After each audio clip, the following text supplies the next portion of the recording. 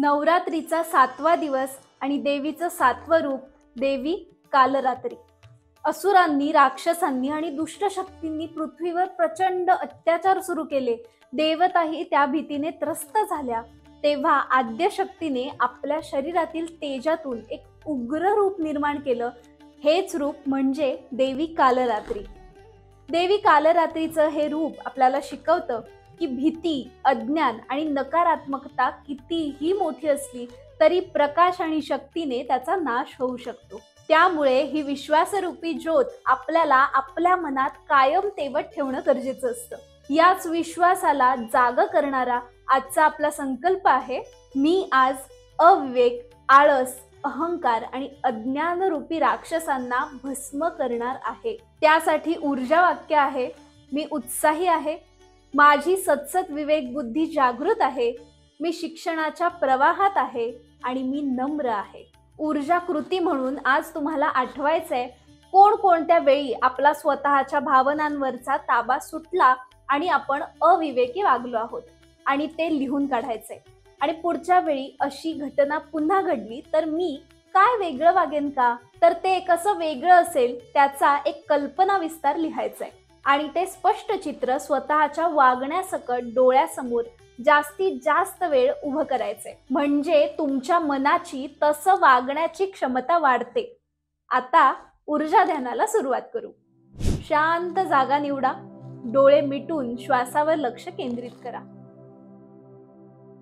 मनाला, विचारांना आता आपलं शरीर जिथे आहे तिथे, त्या क्षणात, त्या ठिकाणी घेऊन या। दीर्घ श्वास आत घ्या आणि हळूवार श्वास सोडा। श्वास घेताना शरीरातल्या प्रत्येक भागाकडे लक्ष द्या। उजव्या पायापासून सुरुवात करा। शरीरात कुठे दमल्यासारखं, कंटाळा, मरगळ, थकवा जाणवतोय का बघा। पायापासून हळूहळू वर येत डोळ्यांपर्यंत सर्व अवयवांकडे जाणीवपूर्वक लक्ष द्या।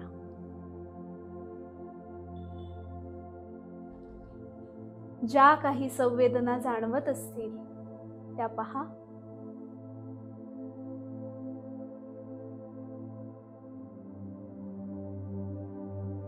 ज्या ज्या नकारात्मक भावना, नकोशा संवेदना मनात, शरीरात जाणवत असतील त्या पहा।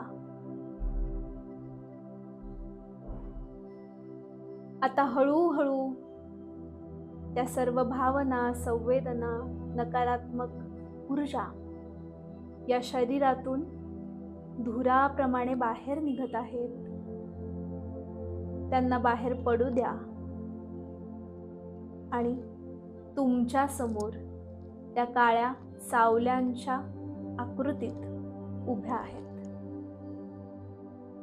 तुम्ही त्यांना घाबरण्याचं अजिबात कारण नाहीये।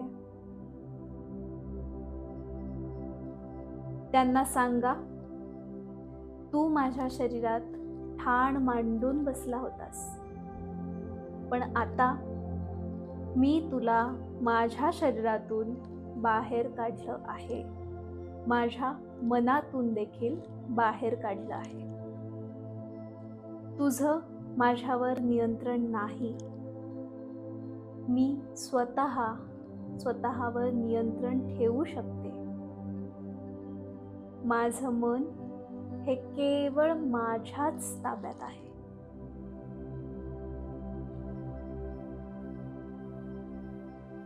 मी विवेकी, ज्ञानी, उत्साही आणि नम्र व्यक्ती आहे। पण तू माझ्या आयुष्यात पुन्हा आलास तर मला उग्र रूप असलेलं कालरात्री देवीचं रूप घेणं सुद्धा शक्य आहे। देवी कालरात्रीने जसं डोळ्यातल्या ज्वाळा, हातात शस्त्र आणि वज्र घेत दैत्यांना भस्म केलं, तसंच माझ्यातले तुम्ही अविवेक, अहंकार, आळस आणि अज्ञानाची सावली सुद्धा जळून राख होत आहात. आणि उरतोय तो नवा मी, उत्साही, विवेकी, ज्ञानी आणि नम्र मी. तुमचं शरीर प्रखर तेजाने उजळून निघत आहे. शरीरात नवचैतन्य, उत्साह उसळतो आहे.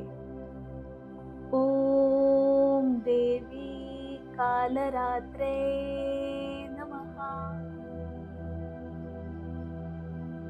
नम्रतेने देवी कालरात्री आणि तिच्यातल्या शक्तीला धन्यवाद द्या.